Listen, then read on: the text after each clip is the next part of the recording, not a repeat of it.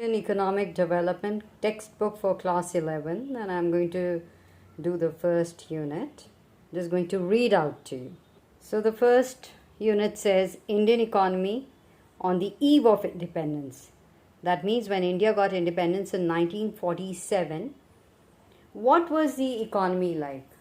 Now, what is economy? Economy is, when you're talking about economy is a system that provides a living to its people. So what is the living? What is the living that we can think of? Who provides the living? Well, if you're working in agriculture, industry, or in, say, other sectors, communication. So broadly, we class them as primary sector, secondary sector, and tertiary sector. So what was the state of all these sectors when Indian economy, of the Indian economy, that is when India got independence? And after you read this chapter, you will become familiar, they write, with the state of the Indian economy in 1947. That is the year of India's independence, and you will understand the factors that led to the underdevelopment and stagnation of the Indian economy too. So I'm going to read the introduction. The chapter will take a few minutes. So introduction says that the primary objective of this book, that is Indian Economic Development, is to familiarize you with the basic features of the Indian economy and its development as it is today in the aftermath of independence. However, it is equally important to know something about the country's economic past, even as you learn about its present state and future prospects. So, let us first look at the state of India's economy prior to the country's independence and form an idea of the various considerations that shaped India's post-independence development strategy. Now, the structure of India's present-day economy is not just of current making. It has its roots steeped in history, particularly in the period when India was under British rule. So, basically, we are just looking from there, which lasted for almost 2 centuries before India finally won its independence on 15th of August 1947. Now, the sole purpose of the British colonial rule in India was to reduce the country to being a raw material supplier for Great Britain, because Great Britain had its own rapidly expanding modern industrial base.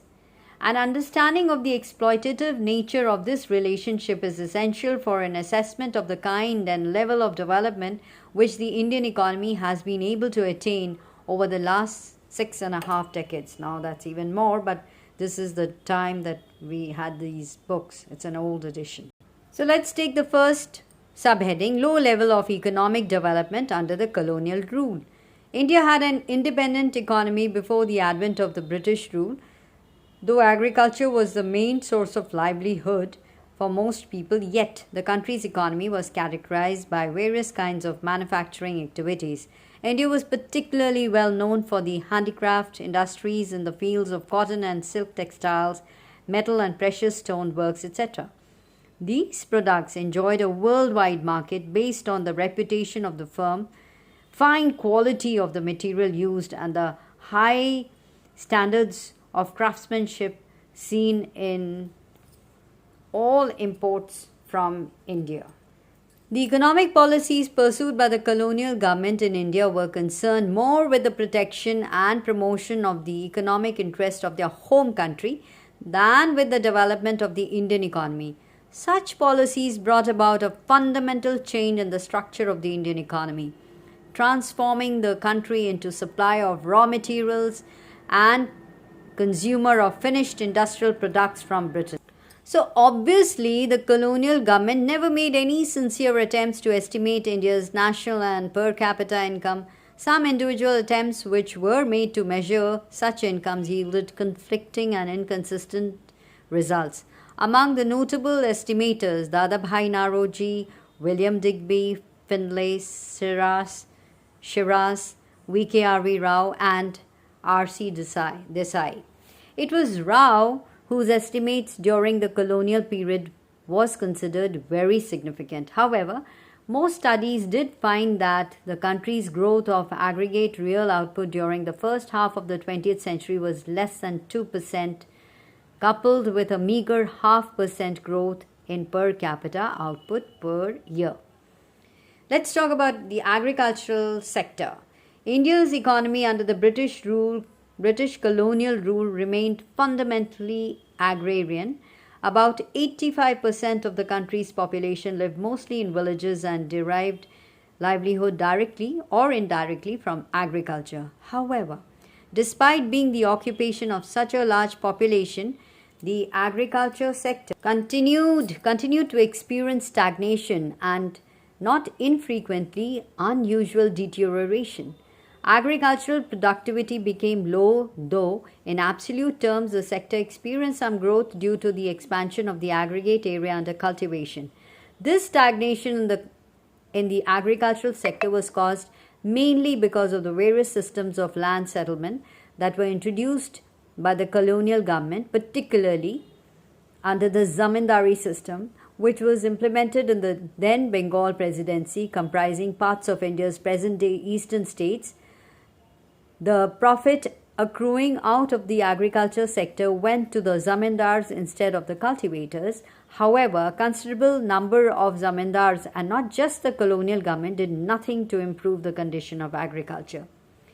The main interest of the zamindars was only to collect rent regardless of the economic condition of the cultivators. This caused immense misery and social tension among the latter. To a very great extent, the terms of the revenue settlement were also responsible for the zamindars adopting such an attitude. Dates for depositing specified sum of revenue were fixed, failing which the zamindars were to lose their rights. Besides this, low levels of technology, lack of irrigation facilities, and negligible use of fertilizers all added up to aggravate the plight of the farmers and contributed to the dismal level of agricultural productivity. There was, of course, some evidence of a relatively higher yield of cash crops in certain areas of the country due to the commercialization of agriculture. But this could hardly help farmers in improving their economic condition, as instead of producing food crops, now they were producing cash crops, which were to be ultimately used by British industries back home. Despite some progress made in irrigation, India's agriculture was starved of investment in terracing, flood control, drainage, and desalinization of soil. While a small section of farmers changed their cropping pattern from food crops to commercial crops, a large section of tenants, small farmers, and sharecroppers neither had resources and technology nor had incentive to invest in agriculture. Industrial sector now. As in the case of agriculture, so also in manufacturing, India could not develop a sound industrial base under the colonial rule. Even as the country's world-famous handicraft industries declined, no corresponding modern industrial base was allowed to come up to take pride of place so long enjoyed by the former. The primary motive of the colonial government behind this policy of systematically deindustrializing India was twofold. The intention was, first, to reduce India to the status of a mere exporter of important raw materials for the upcoming modern industries in Britain, and second, to turn India into a sprawling market for the finished products of those industries so that their continued expansion could be ensured to the maximum advantage of their home country. Britain, in the unfolding economic scenario, the decline of the indigenous handicraft industries created not only massive unemployment in India but also a new demand in the Indian consumer market, which was now deprived of the supply of locally made goods. This demand was profitably met by the increasing imports of cheap manufactured goods from Britain.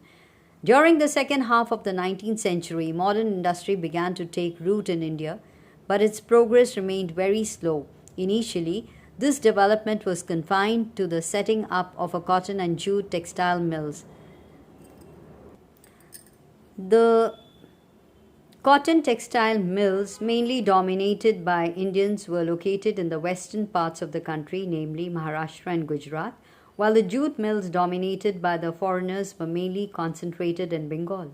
Subsequently, the iron and steel industries began coming up in the beginning of the 20th century. The Tata Iron and Steel Company, TISCO, was incorporated in 1907. A few other industries in the fields of sugar, cement, paper, etc. came up after the Second World War. However, there was hardly any capital goods industry to help promote further industrialization in India. Capital goods industry means industries which can produce machine tools which are in turn used for producing articles for current consumption.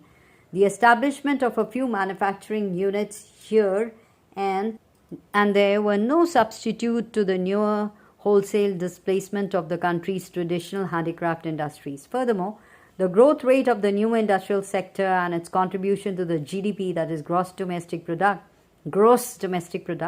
remained very small. Another significant drawback of the new industrial sector was the very limited area of operation of the public sector. The sector remained confined only to the railways, power generation, communications, ports, and some other departmental undertaking. So we're talking about foreign trade now. India has been an important trading nation since ancient times, but the restrictive policies of commodity production, trade, and tariff pursued by the colonial government adversely affected the structure, composition, and volume of India's foreign trade. Consequently, India became an exporter of primary products such as raw silk, cotton, wool, sugar, indigo, jute, etc., and an importer of finished consumer goods like cotton, silk, and woolen clothes, and capital goods like light machinery produced in the factories of Britain. For all practical purposes, British maintained monopoly control over India's exports and imports. As a result, more than half of India's foreign trade was restricted to Britain, while the rest was allowed with a few other countries like China, Ceylon, that is Sri Lanka, and Persia, that is Iran. The opening of the Suez Canal further intensified British control of the India's foreign trade. So here you can see the map here, which shows the Suez Canal. This is the Red Sea, the Mediterranean, and from there, look at this. Okay.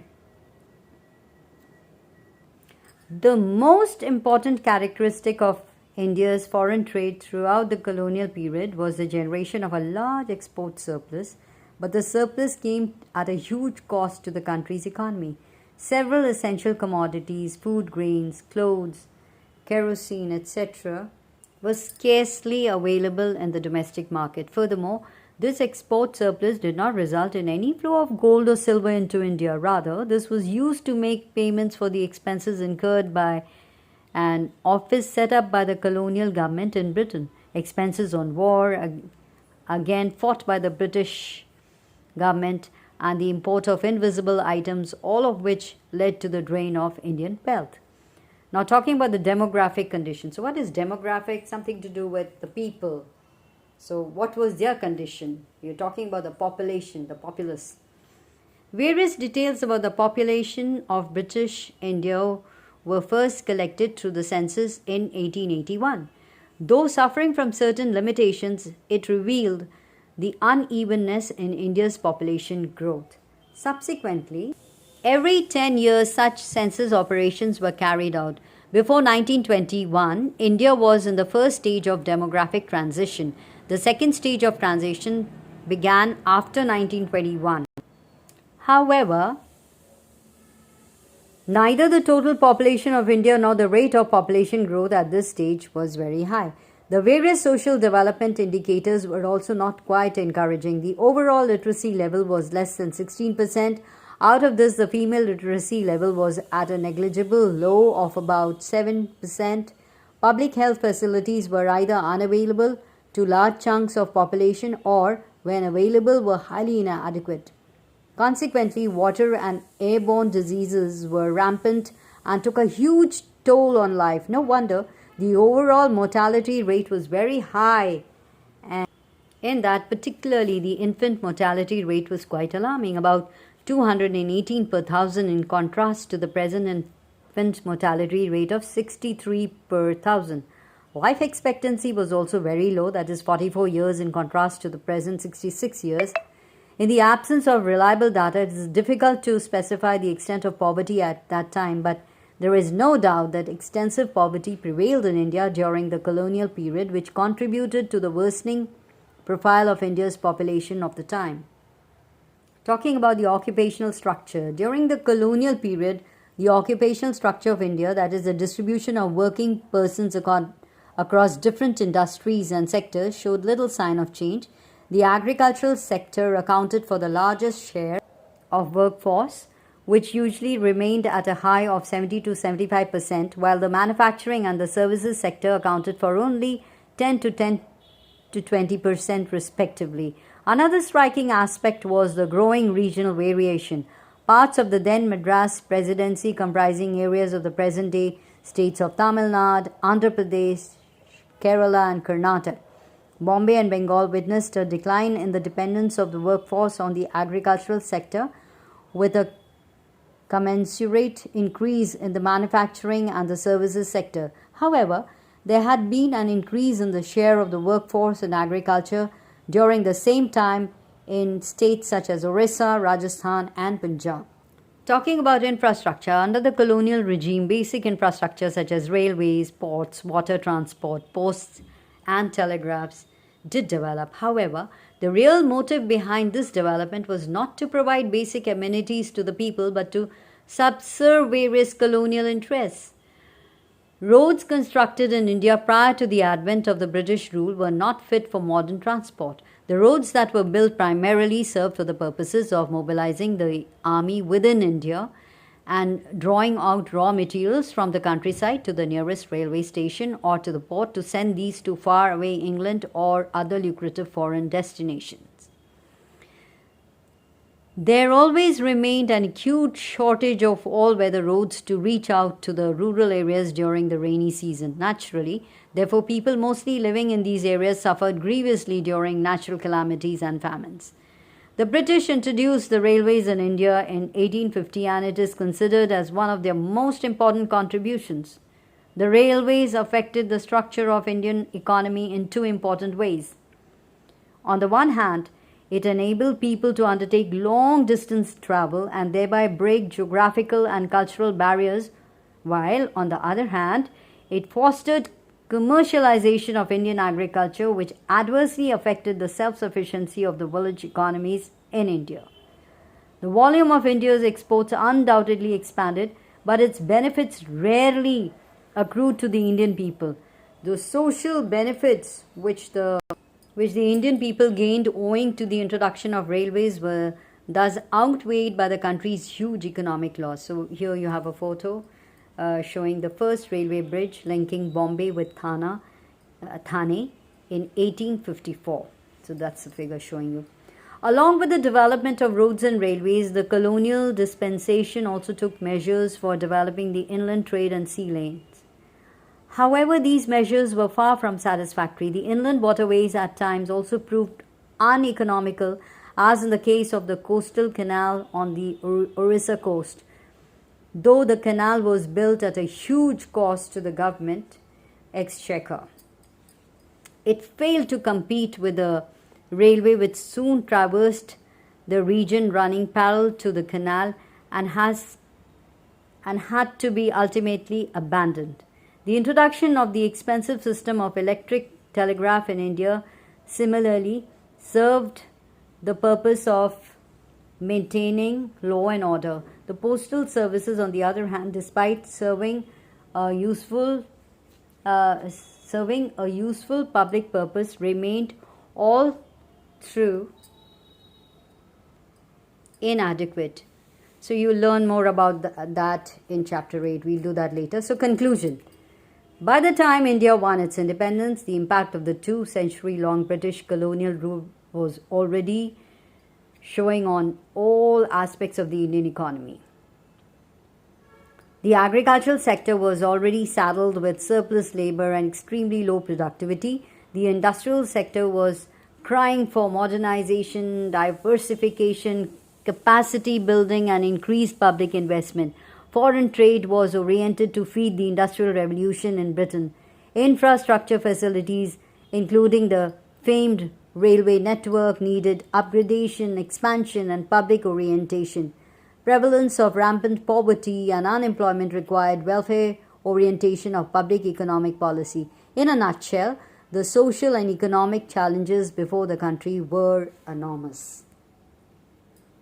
So here's a picture of the Tata Airlines, a division of Tata and Sons that was established in 1932, inaugurating the aviation sector in India. So with that, we finish off the reading Indian Economy on the Eve of Independence. Have a listen.